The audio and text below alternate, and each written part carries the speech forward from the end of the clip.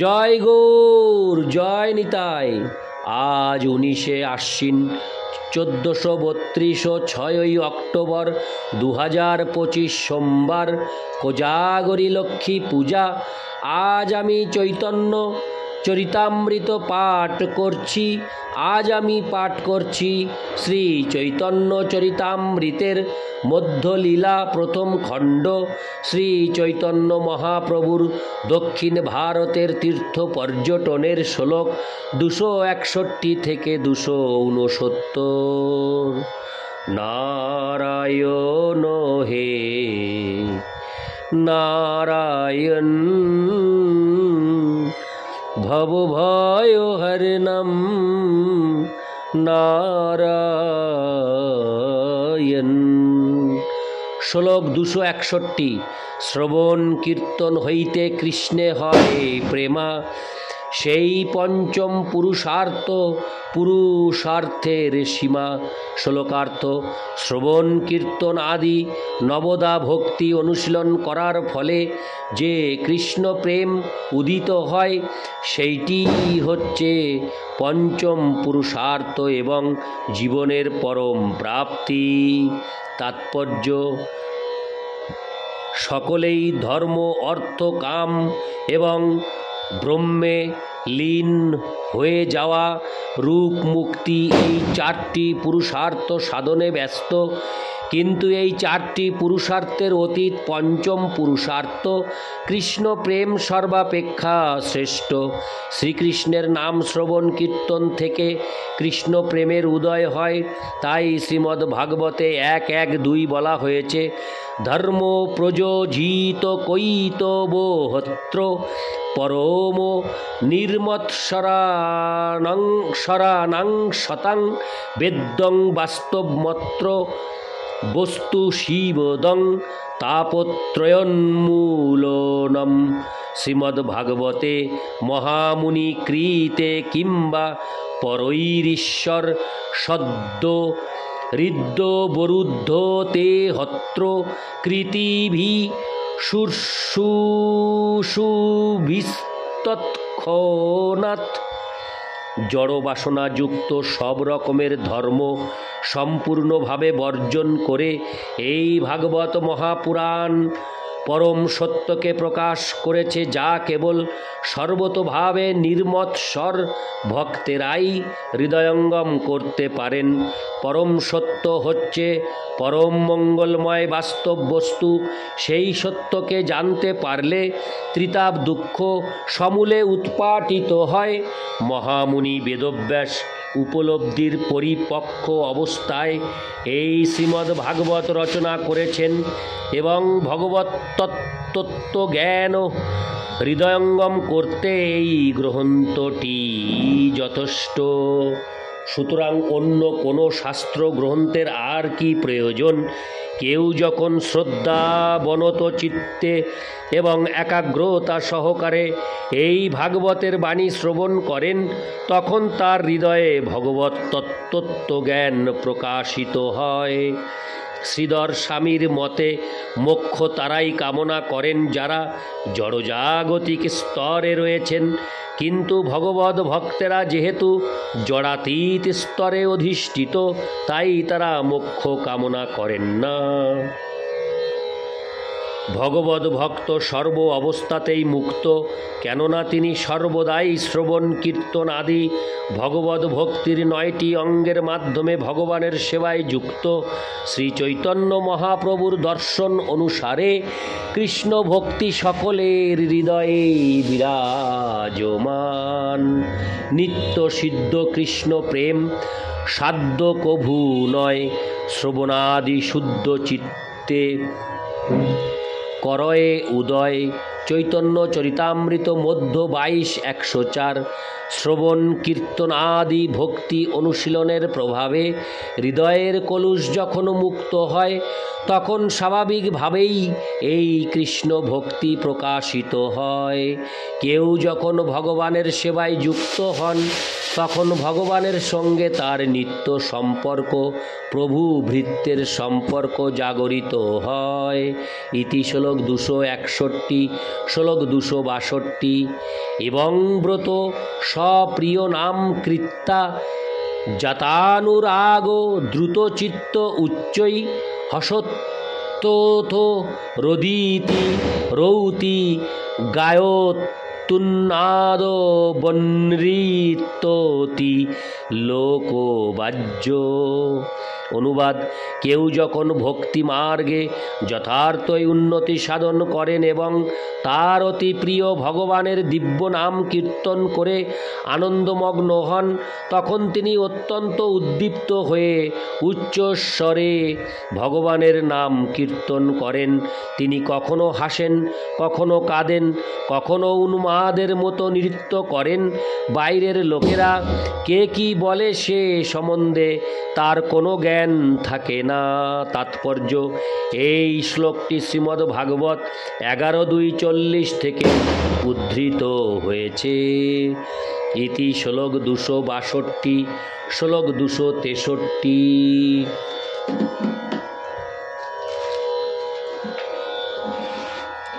কর্মনিন্দা কর্মত্যাগ সর্বশাস্ত্রে কহে, কর্ম হইতে প্রেম ভক্তি কৃষ্ণে কভু নহে। শ্লোকার্থ: সমস্ত শাস্ত্রে সকাম কর্মের নিন্দা করা হয়েছে, তাই সকাম কর্ম ত্যাগ করাই বিধেয়, কারণ কর্ম থেকে কখনো শ্রীকৃষ্ণের প্রেম ভক্তি লাভ করা যায় না। তাৎপর্য: বেদে 3টি কাণ্ড বা বিভাগ রয়েছে: কর্মকাণ্ড, জ্ঞানকাণ্ড এবং উপাসনা কাণ্ড। কর্মকাণ্ডে যদিও সকাম কর্মের উপর জোর দেওয়া হয়েছে, তবুও চরমে নির্দেশ দেওয়া হয়েছে কর্মকাণ্ড ও জ্ঞানকাণ্ড পরিত্যাগ করে কেবল উপাসনা কাণ্ড বা ভক্তিকাণ্ড অবলম্বন করতে। কর্মকাণ্ড অথবা জ্ঞানকাণ্ডের দ্বারা ভগবদ ভক্তি লাভ করা যায় না, তবে কর্ম ভগবানকে নিবেদন করার মাধ্যমে অন্তরের কলুষ থেকে মুক্ত হওয়া যায়। কিন্তু কেউ যখন অন্তরের কলুষ থেকে মুক্ত হন, তখন তাকে অবশ্যই চিন্ময় স্তরে উন্নীত হতে হবে। তখনই শুদ্ধ ভক্তের সঙ্গের প্রয়োজন, কেননা শুদ্ধ ভক্তের সঙ্গ প্রভাবে কেবল পরমেশ্বর ভগবান শ্রীকৃষ্ণের প্রতি শুদ্ধ ভক্তি লাভ করা যায়। কেউ যখন শুদ্ধ ভক্তির স্তরে উন্নীত হন, তখন শ্রবণ কীর্তনের পন্থা অত্যন্ত প্রয়োজনীয়। শ্রবণ কীর্তন আদি নবদা ভক্তির পন্থা অনুশীলন করার ফলে পূর্ণরূপে জড় জগতের কলুষ থেকে মুক্ত হওয়া যায়। অন্নাভিলাষিতা শূন্যং জ্ঞান কর্মাদ্যনাবৃতম ভক্তিরসামৃত সিন্ধু 1:12। তখনই কেবল শ্রীকৃষ্ণের নির্দেশ পালনের যোগ্যতা অর্জন করা যায়। মন্মনা ভব মদভক্ত মজ্জাজিমাং নমস্কুরু মামে বৈশ্বসী সত্যং তে প্রতি জানে প্রিয় হসি মে। ভগবদ্গীতা 18:65। সর্বদা আমার কথা চিন্তা করো এবং আমার ভক্ত হও, আমার পূজা করো এবং আমাকে নমস্কার করো। এইভাবে তুমি নিঃসন্দেহে আমার কাছে ফিরে আসবে, এটাই আমার প্রতিজ্ঞা, কেননা তুমি আমার অত্যন্ত প্রিয় বন্ধু। সর্বধর্মান পরিত্যজ্য মামেকং শরণং ব্রজ অহং তাং সর্বপাপেভ্যো মোক্ষয়িষ্যামি মা শুচো। সমস্ত ধর্ম পরিত্যাগ করে কেবল আমার শরণাগত হও, আমি তাহলে তোমাকে তোমার সমস্ত পাপ থেকে মুক্ত করব। ভয় পেও না। ভগবদ্গীতা 18:66। এইভাবে জীব তার স্বরূপে অধিষ্ঠিত হয় এবং ভগবানের প্রেমময়ী সেবায় যুক্ত হতে পারে। কর্মকাণ্ড বা জ্ঞানকাণ্ডের মাধ্যমে ভগবদ ভক্তির সর্বোচ্চ স্তরে উন্নীত হওয়া যায় না। শুদ্ধ ভক্তের সঙ্গের প্রভাবের ফলে কেবল শুদ্ধ ভক্তি হৃদয়ঙ্গম করা যায় এবং লাভ করা যায়। এই সম্পর্কে শ্রীল ভক্তি সিদ্ধান্ত সরস্বতী ঠাকুর বলেছেন যে কর্ম দুই প্রকার, সৎকর্ম এবং অসৎকর্ম। সৎকর্ম অসৎকর্ম থেকে শ্রেষ্ঠ, কিন্তু সৎকর্মের দ্বারা কৃষ্ণ প্রেম লাভ করা যায় না। সৎকর্ম এবং অসৎকর্মের ফলে যথাক্রমে জড় সুখ এবং জড় দুঃখ ভোগ হয়, কিন্তু জীবের সুখ ও দুঃখ প্রাপ্তির ফলে ভক্তির উদয়ের কোনো সম্ভাবনা নেই। শ্রীকৃষ্ণের সুখ প্রাপ্তির জন্য সেবাই ভক্তি। সমস্ত শাস্ত্রে নিজের ভোগ তাৎপর্যের নিন্দা এবং তা ত্যাগ করার বিধান রয়েছে, এমনকি জ্ঞান শাস্ত্রেও রয়েছে। বৈদিক জ্ঞানের পরিপক্ক ফল শ্রীমদ্ ভাগবত সমস্ত প্রমাণের শিরোমণি। সেই শ্রীমদ্ ভাগবতে 1:5-12 বলা হয়েছে, নৈষ্কর্ম্যমপ্যচ্যুত ভাববর্জিতং ন শোভতে জ্ঞানমলং নিরঞ্জনম কুত পুন সসদো ভদ্রমীশ্বরে ন চার্পিতং কর্ম সদোপকারণম। আত্মোপলব্ধির জ্ঞান সর্বরকমের জড় সংসর্গবিহীন হলেও তা যদি অচ্যুত ভগবানের মহিমা বর্ণনা না করে তাহলে তা অর্থহীন। তেমনি যে সকাম কর্ম শুরু থেকেই ক্লেশদায়ক এবং অনিত্য, তা যদি পরমেশ্বর ভগবানের ভক্তিযুক্ত সেবার উদ্দেশ্যে সাধিত না হয় তাহলে তার কি প্রয়োজন? অর্থাৎ সকাম কর্ম থেকে শ্রেয় জ্ঞান। আবার জ্ঞান যদি ভগবদ ভক্তিবিহীন হয় তাহলে তা সার্থক হয় না। সমস্ত শাস্ত্রে আদিতে, মধ্যে এবং অন্তে কর্মকাণ্ড ও জ্ঞানকাণ্ডের নিন্দা করা হয়েছে। শ্রীমদ্ ভাগবতে 1:1-2 বলা হয়েছে, ধর্ম প্রজিচিত কৈতবহোত্র।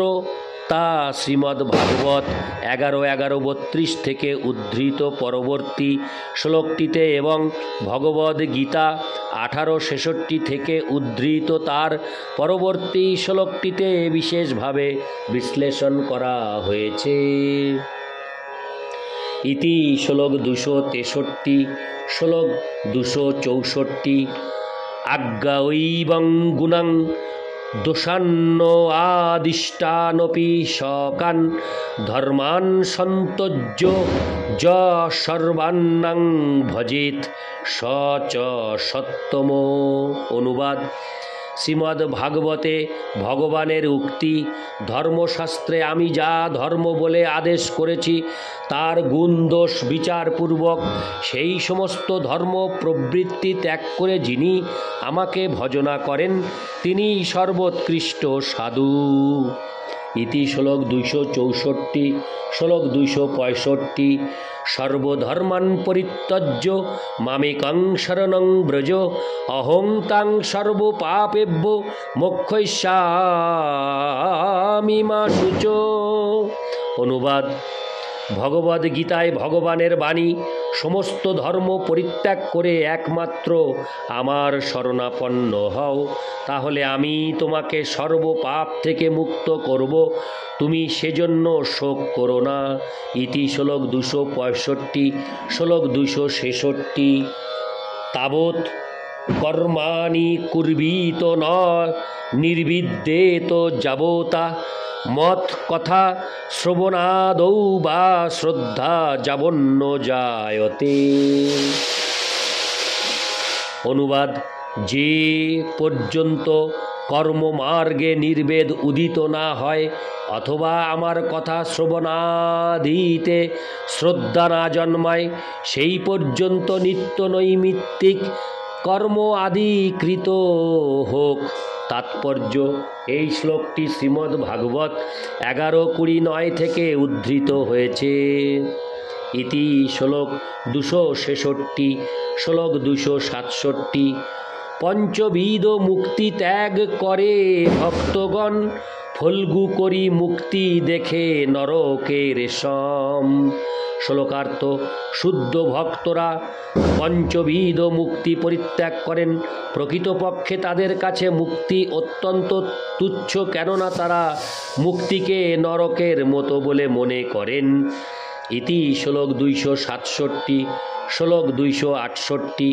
শালক্য ষষ্ঠী সামীপ্য সারূপৈকোত্তমপূত দীয়মানং ন গৃহ্ণন্তি বিনা মত সেবনং জনা। অনুবাদ: আমার ভক্তদের শালক্য ষষ্ঠী সামীপ্য সারূপ্য এবং সাযুজ্য মুক্তি দান করা হলেও তারা তা গ্রহণ করেন না, কেননা আমার অপ্রাকৃত সেবা ব্যতীত তাদের আর কোনো বাসনা নেই। তাৎপর্য: এই শ্লোকটি শ্রীমদ্ ভাগবত 3:29-13 থেকে উদ্ধৃত। ইতি শ্লোক 268। শ্লোক 269। যো দুস্ত জানো ক্ষিতি সুত স্বজনার্থোদারান প্রার্থাং শ্রিয়ং সুরবোরৈ সদয়াবলোকাম নৈচ্ছনৃপস্তু দূচিতং মহতাং মধুদীট সেবানুরক্ত মনসামো ভবহপি ফল্গু। অনুবাদ: অপরিত্যজ্য